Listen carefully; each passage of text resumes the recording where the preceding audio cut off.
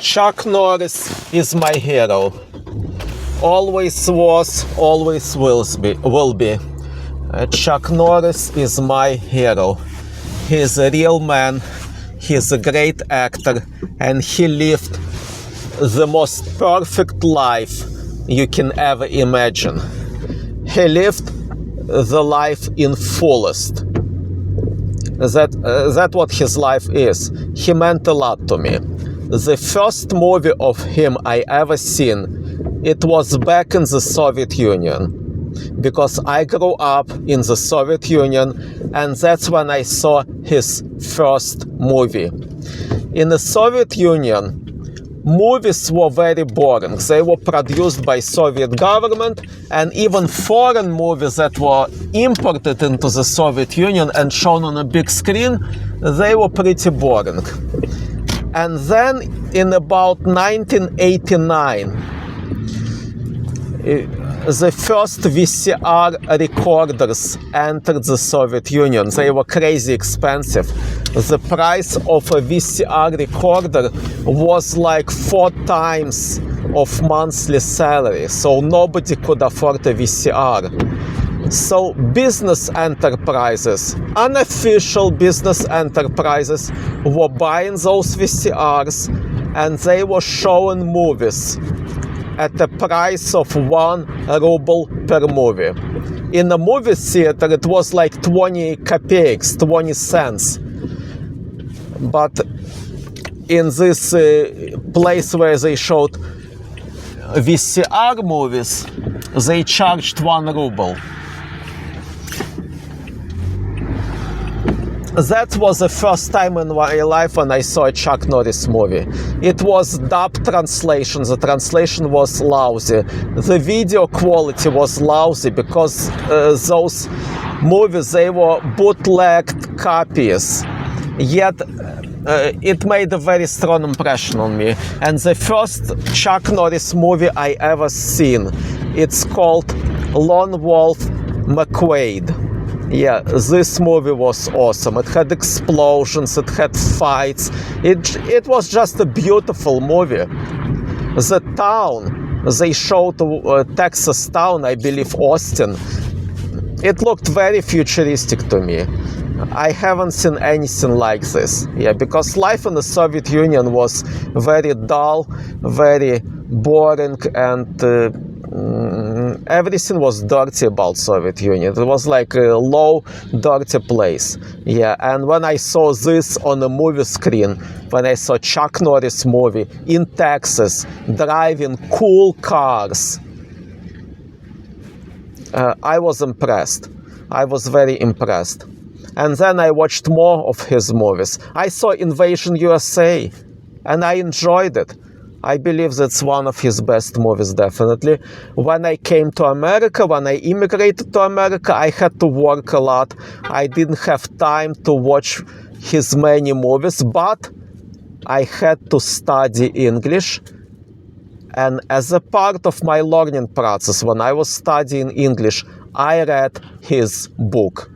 His amazing book. It's called Against All Odds. And this book explained him to me. This book really explained him to me. It turned out Chuck Norris was a deeply believing Christian. That explains it why his movies never had F-words. His movies are pretty clean. It has no unneeded sexual scenes, because most sexual scenes in movies are totally unneeded. And he didn't swear. He didn't say any F words, any B words, and any other words, which are inappropriate for movies. Yes. Maybe that's why movie critics hated him so much. You know, those Hollywood snobs who hates everybody. Yeah. Because I believe Hollywood snobs, the reason why I didn't like him, Chuck Norris lived in Texas. He never moved to California. He never moved to Hollywood. He never moved to Los Angeles. He lived in Texas. Yes, he lived in Texas. The reason, because those Hollywood snobs, they hated him. They hated him for being a pure man. Yes. First of all, his actions are real actions. Real actions. So he acted not only with his face expression, not only with his voice, he acted with his body. So he gave himself to entertain the viewers and to give a right message, because he was always representing good, fighting evil. And he never said any bad word on screen. Never. That's probably why Hollywood snobs hated him, because he was a pure man. He was a Christian man. Yes, he did not overact. He did not express fake emotions like many other movie stars. Yeah, many other movie stars, they consumed alcohol, they did drugs. Many other movie stars died young because they were living unhealthy lifestyle. Chuck Norris, he lived a healthy lifestyle. Yeah, he did not drink. Yes, in Lone Wolf McQuade, he kept drinking beer all the time, and he refused to take vitamins, like playing this cowboy persona. In real life, he was not like this. He did not consume much alcohol in real life, and I believe he did take his vitamins. That was the reason why he lived till 86. Yes, 86. He lived a real life, like the most perfect life you can imagine. Yes, he learned karate when he served in South Korea. Yeah, in South Korea he served in US Air Forces, and he stationed in South Korea. According to his book, the service had a lot of free time, so he had to do something. So he started attending karate lessons, local Korean karate lessons, and he became black belt like 2 years later. When he came back to America, he started giving private karate lessons. He opened his school. Yes, and he wanted to increase the number of students. So he thought if he will participate in some kind of tournament, he will attract more students. That's why he was participating in those tournaments. He never expected to be the champion of the world. It just happened. It just happened that he was the best. He was the best. Then I saw his movies when he fought Bruce Lee. It was also a very cool movie. Very cool movie.